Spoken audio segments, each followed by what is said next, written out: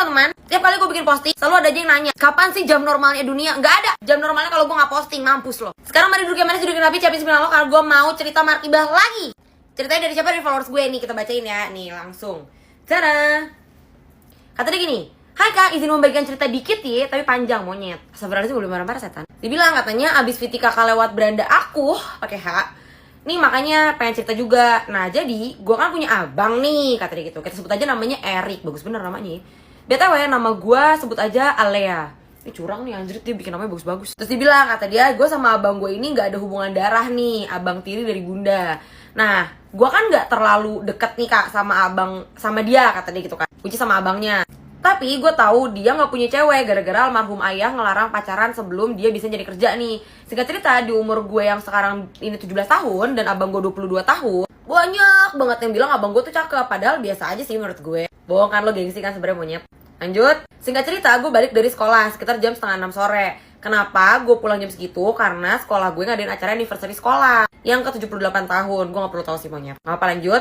Dan kebetulan gue panitia acaranya. Nah pas sampai rumah tuh kan kak, salim lah nih gue sama bunda yang kebetulan lagi pengen keluar rumah. Nah pas gue lihat-lihat rumah, oh ternyata sepi nih. Terus gue mikir, oh si abang kayaknya belum pulang ngampus. Singkat cerita mulu. Langsung aja, kenapa sih? Di jam 11 malam dan kebetulan besok itu minggu, ya gue milih buat begadang karena menyelesaikan teks buat MC acara nanti.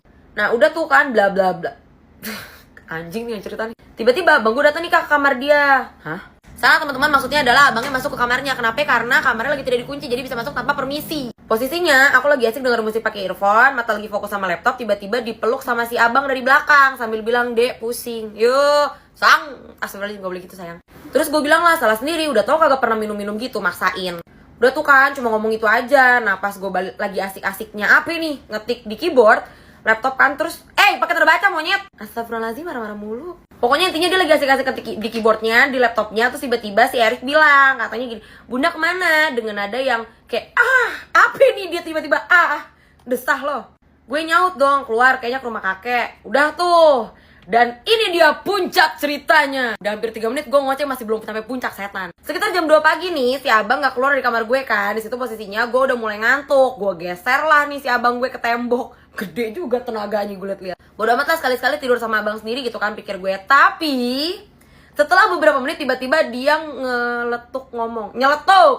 Gue ngaceng, "Astagfirullahaladzim." Kaget lah anjir, astagfirullahaladzim. Gue juga kaget setan. Tapi gue coba buat bodo amat gitu kan, lanjut tidur.